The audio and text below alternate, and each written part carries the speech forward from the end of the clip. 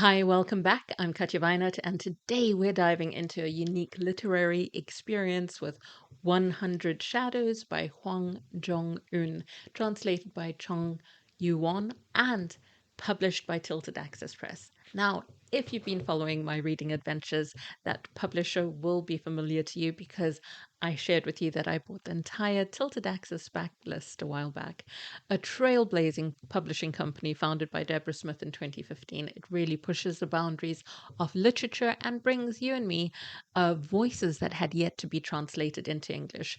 So this one was actually written in Korean in 2010, and then Tilted Access brought it out in 2016 in English. Deborah Smith has also translated contemporary Korean literature, including Han Kang's The Vegetarian, which won the prestigious International Booker Prize.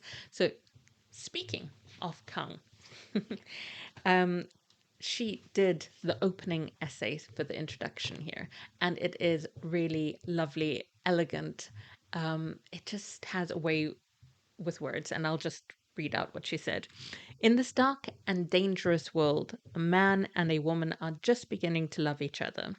This love, which is so delicate and subtle a thing that at times it seems trembling on the point of shattering, comes to be felt as almost an ethical force, a moral necessity set against the leaden weight of violence of the world which hems these two young people in. And that love really is very subtle. Don't expect a K drama romance between our protagonists, Yun and Muja. These two young people are struggling with the harsh realities of living on the poverty line. If you've ever had to pay off a debt or a family member's debt, you'll find their experience is relatable.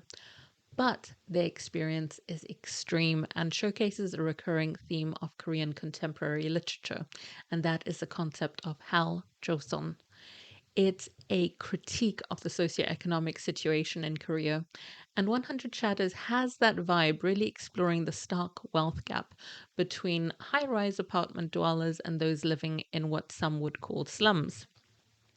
So, again, in terms of that bit with the slums, that really stuck out for me. We've got, I hear people call this place a slum. Well, it just doesn't seem right to me. Calling a person poor is one thing. That's an objective fact in a way. But slum? Muja trailed off.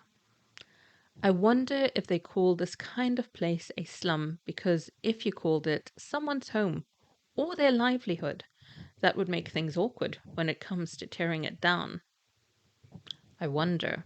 Slum, they say. Slum. Slum. Slum. Strange, isn't it? Yeah, it is. Strange and a little scary. And it's that uncertainty in which they live because they are in an area that is likely to be developed by people who are more wealthy and they're going to want to tear things down. And that is a common theme, again, in Korean literature, this development where the land becomes more valuable and therefore people will want to invest, but they want to totally obliterate things that were there before that are perhaps, someone's home or livelihood. And that is a very realistic feel in this book. It introduces us to a world, though, where the boundaries between the real and the unreal blur. So we're experiencing the story through Yongyo's eyes, giving us a detached view of her life and her relationship with Muja. And the writing style is introspective and doesn't rely on high stakes action to create tension. Instead, it weaves these emotional ebbs and flows into a tapestry of human experience. Now, I have to admit, the book isn't going to be everyone's cup of tea. It feels really slow in places, even to me, and I don't mind slow. However, it's also a quiet, contemplative journey. It's not a spoiler to say that some years before the events in this book, Yoon-gyu quits school to avoid being bullied, and that's why we find her working a low-paying job in a bustling marketplace filled with diverse traders. But here is where the blend of the ordinary and the extraordinary provides a unique flavor to a story that includes the concept of the shadows, giving the book the title 100 Shadows. if a person's despair reaches a certain point, their shadow can detach. And there's certain elements of, do you follow your shadow? Do you not follow your shadow? This otherworldly element intensifies the complexities of real life. So, will this book make it to my top reads of 2023? No. I'm glad I read it. And it's been a while since I've read a book that is so muted, haunting, and poetic. If you've read Han Kang's The White Book or Greek Lessons, you're more likely to appreciate 100 Shadows than someone who didn't finish those books. So it's really cool that Han Kang did the introduction for this. In the end, 100 Shadows challenges traditional storytelling conventions and invites readers to explore the blurred lines between reality and fantasy. I guess you could say it's like magical realism. All in all, it's a thought provoking journey worth embarking on.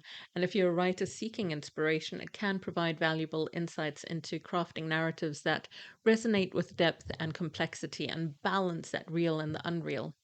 So, what do you think? Is this a book you're interested in reading? Have you already read it? I'd love to hear your thoughts in the comments below.